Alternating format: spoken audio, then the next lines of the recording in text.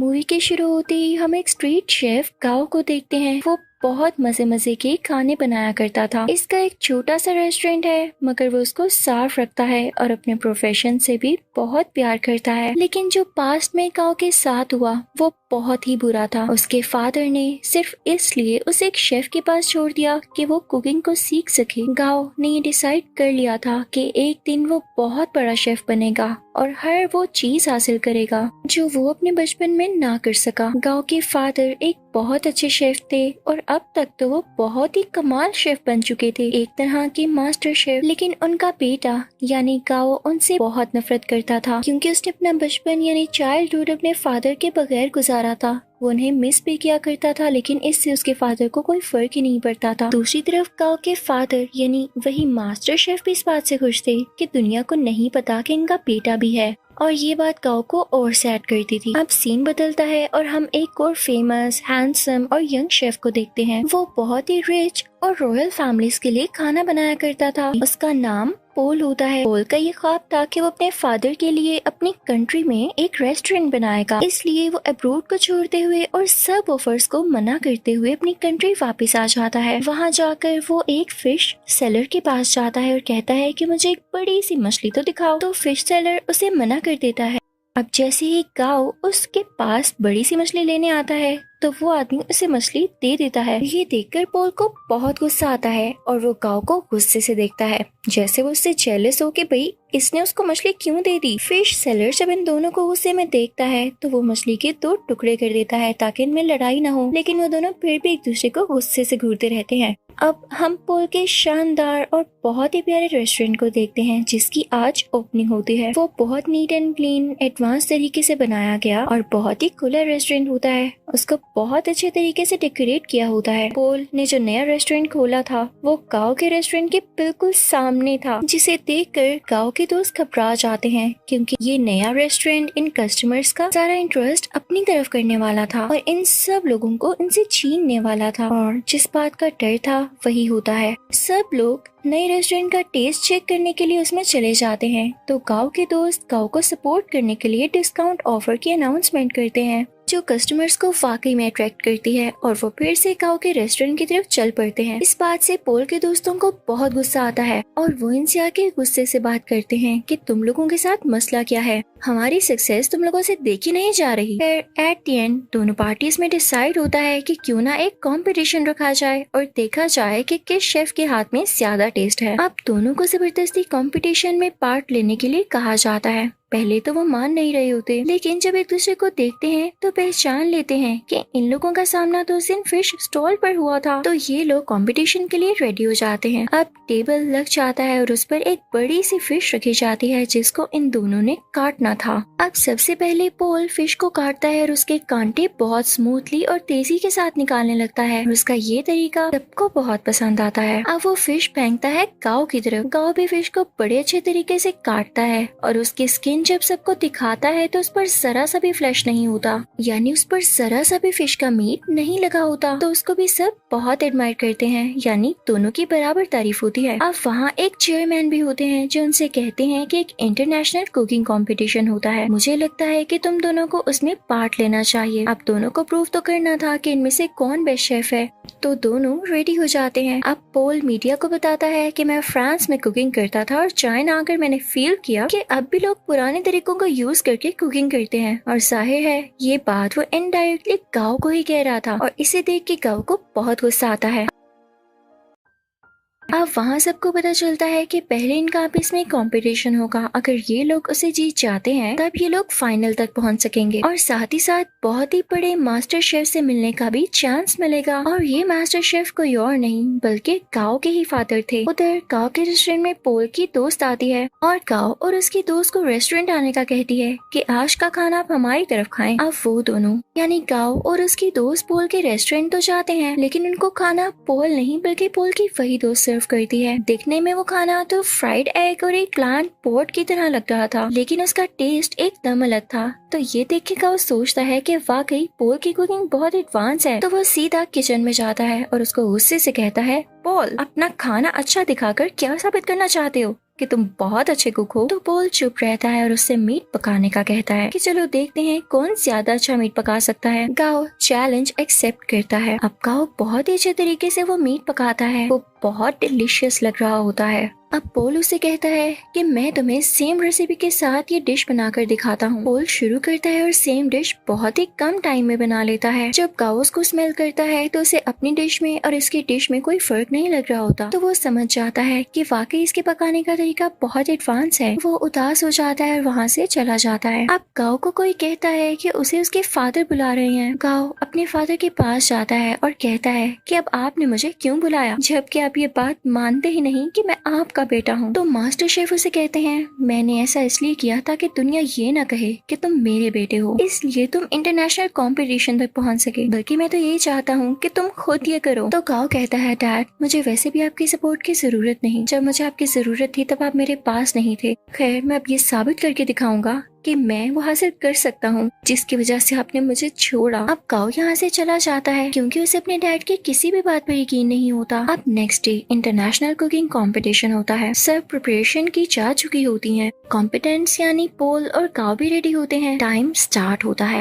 पोल की कोई sweet dish होती है और गाओ की चिकन डिश। दोनों बहुत मेहनत से अपनी डिशेस तैयार करते हैं। पोल तो टाइम से पहले ही अपनी डिश तैयार कर लेता है, लेकिन उसके बाद गाओ की भी शानदार डिश रेडी हो जाती है। उसने भी टाइम पर अपना दिया गया टास्क पूरा कर लिया था। जजेस और ऑडियंस बहुत इम्प्रेस होते हैं और अब उनकी डिशेस को टेस्ट किया जाता है और दोनों के सेम पॉइंट्स आते हैं क्योंकि जज को उनके खाने में इतना ज्यादा डिफरेंस नहीं लग रहा था, यानी दोनों की डिशेस बहुत मजे की थी। तभी स्टेज पर एक जज आता है और इस कंफ्यूजन को क्लियर करने के लिए कहता है कि नो डाउट दोनों की डिशेस की टेस्ट बहुत आला थे, लेकिन मुझे टाइम मैनेजमेंट पॉल की ज्यादा पसंद आई, इसलिए ये कंपटीशन पॉल ने अपने नाम कर लिया है। पॉल यहाँ पर बहुत ज्यादा खुश हो जाता है। गाओ क्योंकि कंपटीशन हार चुका होता है तो वो बहुत ज्यादा उदास होने की वजह से अपने घर भी नहीं जाता और वीडियो गेम्स खेलने के लिए चल पड़ता है। वो कई दिन तक अपना टाइम यूं ही स्पेंड करता रहता है और एक दिन उसके पास वही शेफ आते हैं जिनके पास उसने अपना बचपन गुजारा और उसी के पास गाओ के डैड उसे छोड़ कर गए थे। वो उसे समझाते हैं कि गाओ देखो, हार जीत तो इंसान की जिंदगी का हिस्सा होती है ना। अगर आज तुम नहीं जीत सके तो क्या जरूरी है कि कल भी नहीं जीत पाओगे। लेकिन गाओ घर जाने के लिए तैयार ही नहीं था। उसे बहुत समझाने के बाद कन्विंस कर लिया जाता है कि उसे घर जाना होगा और अगले कंपटीशन की तैयारी करनी होगी। अब पोल बहुत ज्यादा खुश होने की वजह से अपने रेस्टोरेंट जाता है। वो बहुत एंजॉय करता है। उसके सामने उसके दोस्त बैठे होते हैं तो बातों बातों में उसके दोस्त उसे कहते हैं पोल तुम अपनी दोस्त को चांस क्यों नहीं देते हो, वो इतने टाइम से तुम्हारे साथ है, तुम उस पर ट्रस्ट तो करो,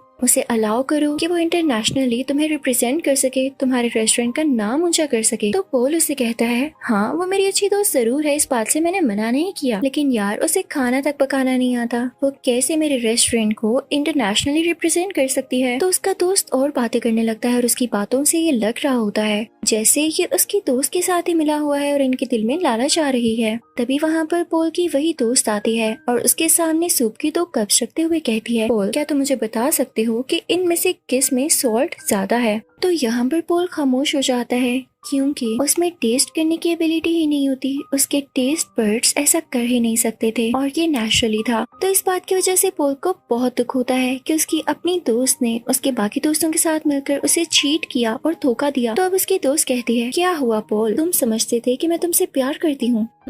ये तुम्हारी गलत फहमी थी, आजकल ऐसा कहाँ होता है। मैंने तो तुमसे दोस्ती सिर्फ इसीलिए की थी ताकि तुम्हें यूज करके इंटरनेशनल कंपटीशन में जा सकूं। वैसे जाना तो मेरे लिए पॉसिबल नहीं था, लेकिन आज तक जो मैंने तुम्हारा राज रखा उसके बदले में तुमने मुझे क्या दिया। क्या तुम मुझे एक ऑफर नहीं कर सके। लेकिन अब नहीं, अब मैं खामोश नहीं रहूंगी क्योंकि मैं भी इस कंपटीशन में जा सकती हूँ। अब यहाँ पर एक और बड़ी बात रिवील होती है कि पोल की दोस्त पोल के ही दोस्त के साथ मिलकर पोल को चीट कर रही थी क्योंकि वो दोनों अब रिलेशनशिप में थे और पोल के अगेंस्ट ही एक साजिश यानी कॉन्स्पिरेसी चल रहे थे कि पोल के रेस्टोरेंट को बेच देंगे और उनसे जो पैसे आएंगे उनसे अपनी लाइफ स्टार्ट करेंगे। लेकिन पोल भी ऐसा होने दे नहीं सकता था। पोल बहुत उदास हो जाता है और अपने रेस्टोरेंट से बाहर आ जाता है। रात हो चुकी होती है और वो बाहर बैठकर ड्रिंक करने लगता है। तभी उसे गाओ भी देख लेता है और उसके पास आके कहता है पोल तुम उदास क्यों बैठे हो यार, तुम तो जीत चुके हो, तुम्हें खुश होना चाहिए। तो पोल उससे कहता है हाँ जीत तो चुका हूँ पर हार भी बहुत कुछ चुका हूँ। खैर तुम छोड़ो, तुम्हें एक बात बताता हूँ, सामने ये बैनर देख रहे हो, वो इनफैक्ट गाओ के फादर यानी उसी मास्टर शेफ की पिक्चर होती है। तो पोल उसकी तरफ इशारा करके कहता है कि ये मेरे आइडियल है, मैं चाहता हूँ मैं इनकी तरह बनूं। तो गाओ आगे से हल्का सा मुस्कुराता है और कहता है पोल, ये मेरे फादर हैं, तुम यही सोचते हो ना कि अच्छे इंसान है और तुम इनके जैसा बनो, तो मैं तुम्हें बताऊं मेरे फादर दिल के बहुत बुरे हैं। गाओ उसे अपने पास्ट की स्टोरी बताने लगता है कि उन्होंने मेरे साथ क्या क्या किया। पहले तो पोल कहता है गाओ तुम मजाक कर रहे हो यार, बस कर दो। लेकिन गाओ उसे बताता है नहीं, वो मुझे बचपन में वाकई में छोड़ गए थे, सिर्फ इसलिए कि मैं उनके प्रोफेशन को अपना नहीं पा रहा था। मैंने अपना सारा बचपन उनके बगैर गुजारा है। तो पोल कहता है अच्छा उदास नहीं हो, अब हम क्या कर सकते हैं। तो गाओ से कहता है बॉटल्स फेंक सकते हैं। तब वो दोनों खाली बोतल्स उस बैनर की तरफ फेंकने लगते हैं और बहुत खुश होते हैं। यहाँ पर इन दोनों में दोस्ती हो जाती है और ये सीन बहुत ही ज्यादा क्यूट है। अब पोल जब वहाँ से अपने रेस्टोरेंट वापस जाता है तो देखता है कि उसके दोस्त उसके रेस्टोरेंट का सौदा कर रहे होते हैं। तो पोल उनसे कहता है ये क्या हो रहा है, तुम लोग मेरी इजाजत के बगैर ऐसा कर भी कैसे सकते हो। तो उसके दोस्त उससे कहते हैं मुझे ये बताओ इंटरनेशनल कंपटीशन में अपने साथ किसको लेकर जाओगे, क्योंकि राउंड 2 में अकेले नहीं पका सकते, आपके साथ आपका पार्टनर होना लाजमी होता है। क्या तुम अपनी दोस्त को लेकर जाओगे। तो पोल कहता है मेरा दिमाग नहीं खराब, मैंने डिसाइड कर लिया है कि मैं किसे अपने साथ लेकर जाऊंगा जो कि वाकई डिजर्विंग है। पोल यहाँ पर गाओ का नाम लेता है। तो ये सुनकर उसके दोस्त काफी जेलस होते हैं। उनमें से एक कहता है पोल याद रखना तुम्हारा करियर मिट्टी में मिल जाएगा। तो पोल उसे अपने सर से हिट करता है, उन सबको वहाँ से भगा देता है। जब ये सारे लोग चले जाते हैं तो गाओ का वही गार्डियन शेफ पोल से कहता है पोल वाकई तुमने ये सोचा है कि तुम गाओ को अपने साथ लेकर जाओगे। तो पोल कहता है हाँ क्यों नहीं, और साथ ही वो गाओ के शोल्डर पर पैट करता है और कहता है हाँ ये डिजर्विंग है। सब बहुत खुश होते हैं। अब यहाँ पे कंपटीशन की तैयारियां शुरू हो जाती हैं। दोनों में ये डिसाइड होता है कि पोल गाओ को अपने नए तरीके सिखाएगा, जबकि गाओ पोल को अपने पुराने तरीके जिस तरह से वो कुकिंग करता है। गाओ पोल से कहता है तुम परेशान मत होना, अगर तुम्हारे टेस्ट बड्स काम नहीं करते मैं तुम्हारा टेस्ट वापस लाने में तुम्हारी मदद करूंगा। वो उसे समझाता रहता है कि इस तरह करो। पोल भी उसे नए नए तरीके बताता रहता है और यहाँ पर इन दोनों का काफी अच्छा टाइम स्पेंड हो जाता है। ये रोज खाना बनाने की प्रैक्टिस करते, साथ साथ डांस करते, सिंगिंग करते और बातें करते। और अब यहाँ इन दोनों की दोस्ती और भी गहरी हो चुकी थी। अब वो दिन भी आ जाता है जब इंटरनेशनल कंपटीशन का राउंड 2 होता है। ये दोनों अपनी डिश बहुत अच्छे तरीके से बनाने लगते हैं और कम ही टाइम में बहुत अच्छी स्वीट डिश तैयार कर लेते हैं, जो कि जजेस को इतनी ज्यादा पसंद आती है कि वो कहते हैं हमने आज तक ऐसी डिश नहीं खाई। और ये राउंड ये दोनों विन कर लेते हैं और सही कहा जाता है कि यूनिटी इज स्ट्रेंथ। अब इसके बाद शुरू होना होता है थर्ड राउंड, जो कि कुछ दिन बाद था। और ये कंपटीशन इनका उसी मास्टर शेफ यानी गाओ के फादर के साथ था। तो यहाँ पर पोल गाओ से कहता है मुझे लगता है कि तुम इस कंपटीशन को जीत सकते हो, तो तुम चले जाना। तो गाओ पोल से कहता है तुम बहुत अच्छे शेफ हो, तुम्हें तो एडवांस तरीके भी पता है और तुम मेरे से भी ज्यादा अच्छा कर सकते हो। तो पोल कहता है नहीं ऐसी बात नहीं, देखो मैंने अपने फादर का ड्रीम पूरा किया अपना रेस्टोरेंट बनाकर, तो तुम अपने फादर का ड्रीम पूरा करो ना। वो तुम्हें एक बहुत अच्छा शेफ देखना चाहते थे, तो तुम उनके सामने जाकर कुकिंग करो और उन्हें प्रूव कर दो कि तुम बहुत अच्छे शेफ बन सकते हो। तो गाओ मान जाता है और पोल का शुक्रिया अदा करता है। अब थर्ड और फाइनल राउंड स्टार्ट हो चुका होता है। दूसरी तरफ मास्टर शेफ भी अपनी डिश बनाने लगता है। अब गाओ भी शुरू हो जाता है, लेकिन शुरू होने से पहले ही उसे अपने बचपन की कुछ यादें आने लगती हैं, जहाँ पर उसके फादर उसे छोड़ गए थे और उसे काफी बच्चे बुली किया करते थे। वो उन्हीं यादों में खो जाता है। उसके फादर आकर उसके मुंह पे पानी गिराते हैं और कहते हैं अपना काम शुरू करो। तो अब यहाँ पर गाओ कुछ बनाना शुरू करता है। दूसरी तरफ गाओ के फादर यानी वही मास्टर शेफ बहुत ही ज्यादा प्यारी स्वीट डिश बनाते हैं, जैसे फायर लगी हो और उसमें से एक फूल निकल रहा हो। उस फूल का बहुत ही आला टेस्ट होता है, जजेस को ये बहुत ज्यादा पसंद आता है। और जब गाओ की बारी होती है कि वो अपनी डिश दिखाए कि उसने क्या बनाया है, तो वो एक बाउल में नूडल्स बनाकर सीधा अपने फादर के पास जाता और उनको वो प्रेजेंट करता है। मास्टर शेफ उसे टेस्ट करते हैं तो वो नूडल्स उन्हें बहुत अच्छे लगते हैं और ये वही नूडल्स होते हैं जिनकी वजह से गाओ को उसके फादर से डांट पड़ी थी कि तुम तो नूडल्स तक नहीं बना सकते। और आज गाओ ने इतने मजे के नूडल्स बनाए थे कि उसके फादर उसे खाना ही नहीं छोड़ते और नूडल्स को वाइल्डली खाने लगते हैं। वो अपने बेटे को रोक के कहते हैं शाबाश बेटा, तुमने